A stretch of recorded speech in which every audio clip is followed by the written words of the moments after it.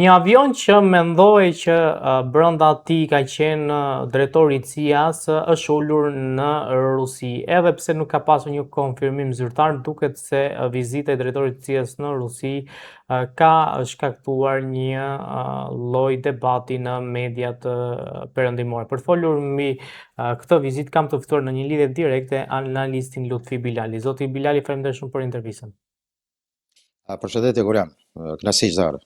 Mendoj pikë së pari kjo vizitë e cila nuk konfirmohet nga asnjëra palë. Mendoj që misioni dhe qëllimi dhe temat janë shumë dimensionale. Nuk ka të bëjë vetëm tasë me Ukrainën, por mendoj që përfshihen një gamë të tërë temave. Në fokus kuptohet është lufta në Ukrainë, por mendoj që edhe tema tjera janë të përfshira. Dhe njëra ndër ato mund të jetë edhe Ballkani. Dhe kjo mund të tërheq, mund të them, vëmendje dhe do të jetë në fokus për deshifrim të tërë asaj që ka ndodhur në Moskë nga shefi i CIA-s amerikane dhe me kolegët e tij rus të shërbimeve ruse, me siguri që ka të bëjë me zhvillimet dhe krizat aktuale që ndodhen sot në botë. Mendoj që edhe Irani mund të jetë në fokus. Në pejorativ, me thot drejtën, kam bërë një shkrim bram ku mund të jetë edhe një pyetje tërheqja e uraniumit, ati 440 kilogramshi që përmendet që posedon Irani në thellësitë nëntoksore. Mirë, po kjo është e paverifikuar, them drejtën, C-17 që është një avion i forcave ajrore amerikane i cili bartë përpos asaj që njihet të misioneve në këtë rast edhe të shefit të CIA-s, por mund të bëjë edhe materiale të ndryshme të cilat të transportoj, të cilat mund të jenë diskrete dhe sekrete nga natyra. Por ajo që tërheq vëmendjen të shumë njerëz që i përcjellin apo ekspert apo analist të natyrës së inteligjencës, besoj që amerikanët dhe rusët që nga fillimi i luftës në Ukrainë kanë mbajtur çdo herë ato tre ngjyrat e semaforit. Dhe mendoj që është një bazë në Stuttgart amerikane, ndoshta edhe shërbimit të tyre, e cila në raporte ditore ka pas kontakte me valin rus. Dhe mendojnë edhe e kanë gabim, të gjithë ata mendojnë që tensionet dhe marrëdhëniet amerikane-ruse mund të vinë në pikën kritike, por ekziston një linje e nxehtë të telefonit të cila në në aspektin ditor, në pikpamje të gjithë raporteve 24 orëshe, janë linjat e hapura. Zot Bilali, a ka lidhje kjo vizitë me ndonjë, le të themi, sulm të mundshëm që mund të ndodhi në Iran dhe po tentohet që të krijohet një lloj aleance e re mes SBA-s dhe Rusisë? Ke drejt, mendoj që të gjitha janë një dualitet mes asaj luftës ruse në Ukrainë, invazionit rus në Ukrainë dhe sulmeve amerikane mbi Iranin. Rusia lun një rol jashtëzakonisht kyç sa i përket Iranit, në një farë mënyre ndan hajta që kështu edhe vijen e fqiut, sidomos në detin Kaspik, dhe është një akter shumë i rëndësishëm për palën ruse për ndikim dhe mund të them edhe për shumë aspekte tjera, qoftë të natyrës ekonomike, tregtare, të energjisë, por edhe asaj ushtarake. Dhe është strategjikisht e rëndësishme për rusët që Irani të jetë ai që ishte deri me tani dhe është me një regjim i cili daton që nga Revolucioni Islamike i vitit 1979. Dhe kjo tregon që ndërlidhja e tillë se çka do ndodh me Ukrainën është një lloj ta quaj kështu shkëmbimi jo vetëm i ideve, por edhe i tërë ecurive dhe finalizimi se çka do ndodh edhe me Iranin edhe me Ukrainën. Dhe të dy superfuqitë bërthamore dhe kapacitetet e tyre që kanë edhe në marrëdhënie ndërkombëtare, si aktor më të fuqishëm, së bashku me Kinën, e cila dorën e zemër është faktor balancues në raport me SBA-t, sidomos në tregti dhe zhvillim ekonomik dhe inovacione dhe teknologji, por pse jo edhe në kuadër të asaj që njihet militarizmit dhe fuqisë prodhuese të armeve. Rusia është faktori e cila në një farë mënyre mund të ndikoj tek Irani për zbutjen, mund të them, të kërkesave iraniane apo për të ardhur deri te një finalizim i një marrëveshje e cila do të krijonte një paqë sa do të brisht, por ndikuese nga ana ruse. Por rusët dëshirojnë që këtë rast me amerikanë ta shfrytëzojnë rreth Ukrainës. Dhe kjo mendoj që bëhet me përkufizimin e regionit të Donjeckut apo komplet dy regioneve që njihen në blok, Luhansk dhe Donetsk, që njihen si Donbas. Dhe kjo më thëmë edhe Slavjansk dhe Kramatorsk janë dy qytetet të fundit që përbëjnë Donjeckun, apo edhe bazenin përgjithësi të Donbasit, dhe finalizohet ai apetiti rus për futjen në kontroll të tërë kësaj pjese të Ukrainës lindore. Dhe që është jetike për Ukrainën, më thëmë është zemra Ukrainës, dhe në një farë mënyre rusët dëshirojnë që këtë dill ta bëjnë me amerikanët, jo me evropianët. Meqense temat janë edhe siguria evropiane, siguria vendeve të Baltikut, që janë në gojën e rusëve për çdo rast, apo për eskalim të ndonjë lufte të ardhshme. Vendet baltike janë ekspozohen si linja e parë e frontit të cilat mund të psojnë. Edhe pse mendoj që nga gjithë ajo që pam me shkruarjen e C-17 apo shefit të CIA-s, shifet që amerikanët dhe rusët ende janë ata që e kanë në dorë apo e mbizotrojnë Evropën. Zoti Bilali, duket se tensionet mes Turqisë dhe Izraelit sapo shtohen dhe kemi pasur retorik mjaft, le të themi, të ashpër mes dy vendeve. Besoni që nuk do ketë, po themi, zgjatje të nisjes së konfliktit mes tyre? Është vështirë të thuhet me saktësi se a do kemi konflikt këtë vit apo gjatë 10 viteve të ardhshme. Brenda një decenie, mendohet që në këto kondita dhe sidomos me atë që thëmë drejtën, gjithë boshti i konfliktit është Siria. Dhe sa për informacion, turqët kanë mbi 100 baza momentalisht në Siri. Kur thamë baza, mendoj për atyre më të vogla, të mesme dhe deri ato të cilat kanë kapacitete tamam të bazave të mëdha ushtarake. Dhe Izraeli goditjen e 6 avionëve F-35, 70 km larg kufirit me Turqinë, në pjesën veriore, kanë bërë në infrastrukturën dhe në projekcionet që është dashur të vendosen bazat turke, ose të them se kapacitetet e armatimit turk dhe stafi tyre. Dhe nuk kanë mësuar turqët, të them drejtën, sepse tamam puna, po që se do kishte goditje mbi personelin ushtar turq dhe teknologjinë turke, ata realisht do kishëm një konflikt armatosur të pandalshëm.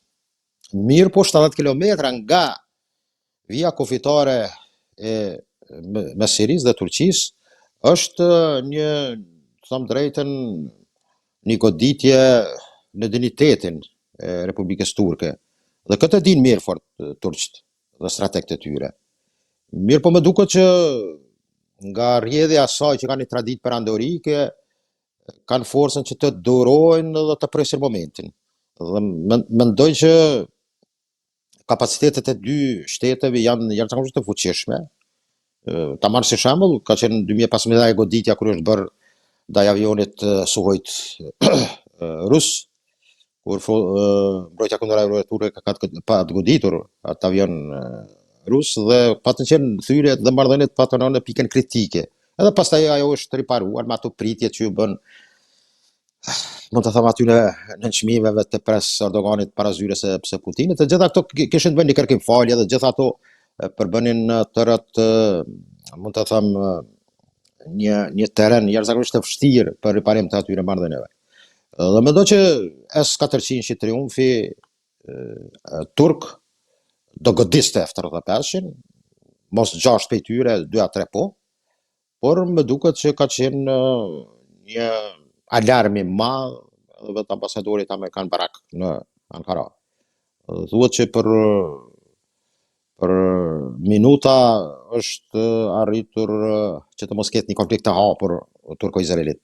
Mendoj që në region, sidomos në mesdhem lindor, për shkak të pasurive të energjisë që ka kjo pjesë, burimeve, ndikimi dhe rivaliteti turko-izraelit do vazhdoj. Jo vetëm në regionin e Ligjit, por edhe në pjesën e mesdhemit lindor. Dhe do kemi, them drejtën, seriale jashtëzakonisht interesante në muajt, por edhe në vitet në vijim. Po a do një konflikt i hapur turko-izraelit? Mendimi im është që jo. Nuk, sepse të dyja palët mund të psojnë, shif kapacitetet izraelite, po ashtu edhe turke. Nuk është e rastishme që presidenti amerikan Trump i jap epitet dhe kredite forta Turqisë me kapacitetet e tyre në zhvillim ushtarak, dhe këtë pranon publikisht, por unë nuk e di Trump si do kaloj me dy doston, dy miqtë e tij, edhe Netanyahu dhe Trumpit, të dy ka miq. Por më njërin duhet të zgjedh mes njerit, apo mund të vazhdojmë me të dytë. Meqense Izraeli ka zgjedhjet dhe kërkon provokime të tilla dhe të fitoj pojena politike Netanyahu brenda Izraelit, sepse situata nuk e ka që mund të fitoj shumicën. Do të thotë një komponente në faktor të ndryshëm pse ka ndodhur kjo. Por për do kemi atë rivalitetin turko-izraelit, i cili do vazhdoj edhe në ditët dhe muajt e vijim. Edhe Kosova duket se nuk është e qetë sa i përket skenës politike dhe jo vetëm, dhe së fundmi Prokuroria Speciale ka zbuluar disa informacione lidhur me analistin Fatmir Sheholli, i cili është marrë zyrtarisht i pandehur pasi spiononte tek inteligjenca serbe. Thënë drejtën, për Shehollin, dihet historiku i tij, ka qenë pjesë e shërbimit sekret serb para luftës në Kosovë.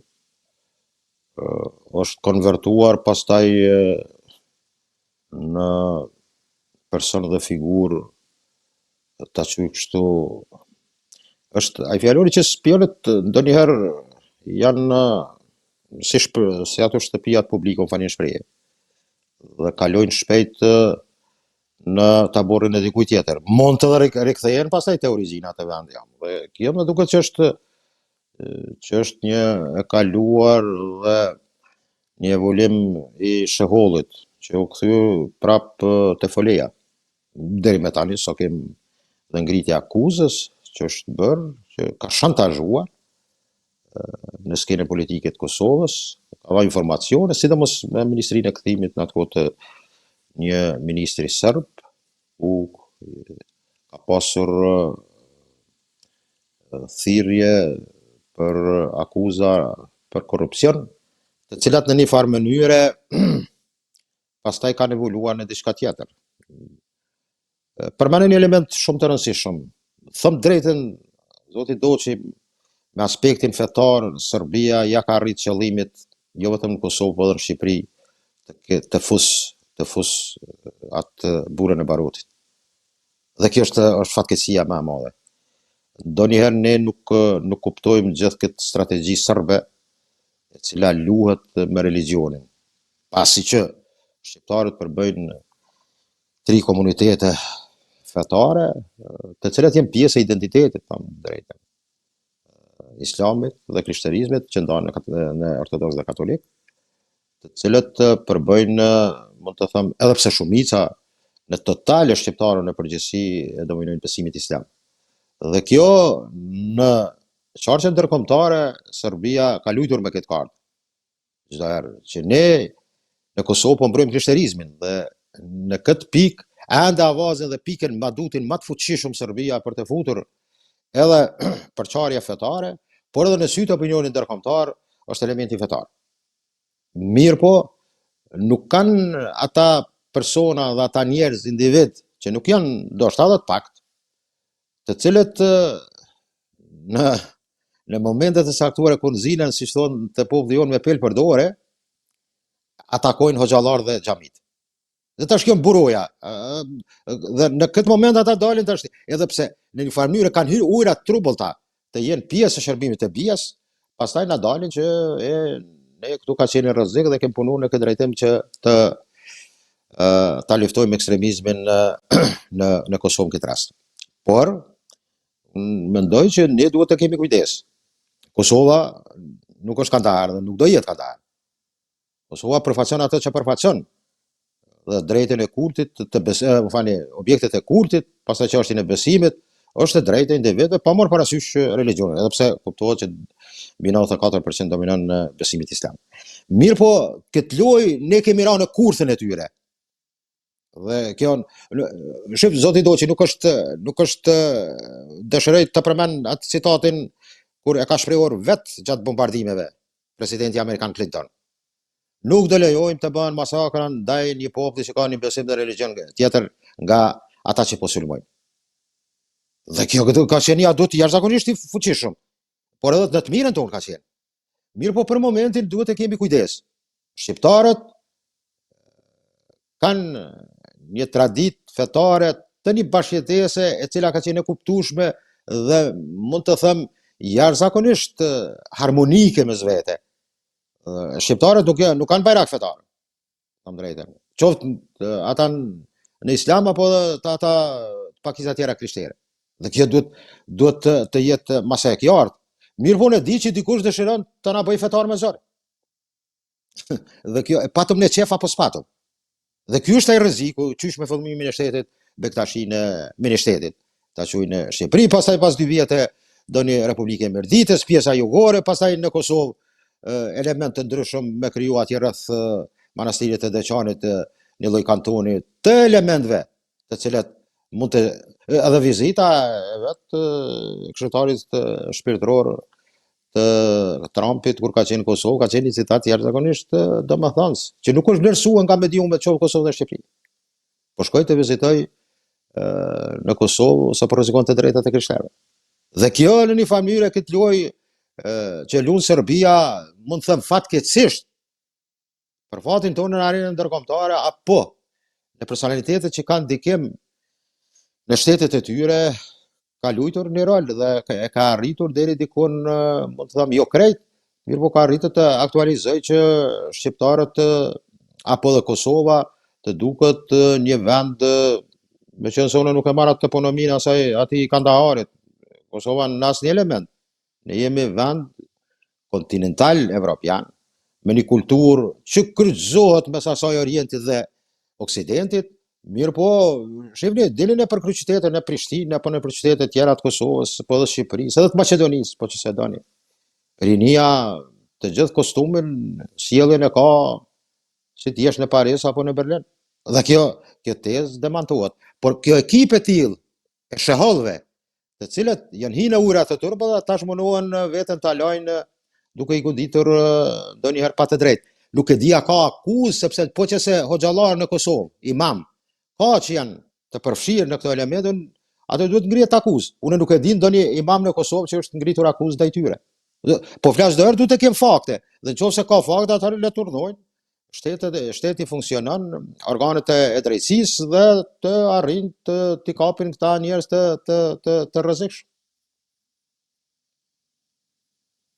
ne vetëm kemi, po themi, pranim të inteligjencës serbe, qoftë në Shqipëri, po qoftë në Kosovë, apo greke, sidomos në Shqipëri, pra arrin të deportojnë në vendet tona përmes pagesave të ndryshme ndaj analistëve, ndaj aktivistëve, e ndërkohë nuk kemi anasjelltas, pra kjo është një lloj, le të themi, paaftësie inteligjencës sonë, qoftë asaj të Kosovës dhe Shqipërisë, apo është një direktive shteteve që të mos shkojmë në vende të tjera për të bërë, po themi, një lloj zbulimi se çfarë ndodh në vendet e tjera, pra që të kemi mundësi që mbrojtja më e mirë është sulmi, le të themi, thuhet gjithmonë, po pra si shikon këtë çështje të inteligjencës shqiptare, qoftë në Shqipëri, qoftë në Kosovë?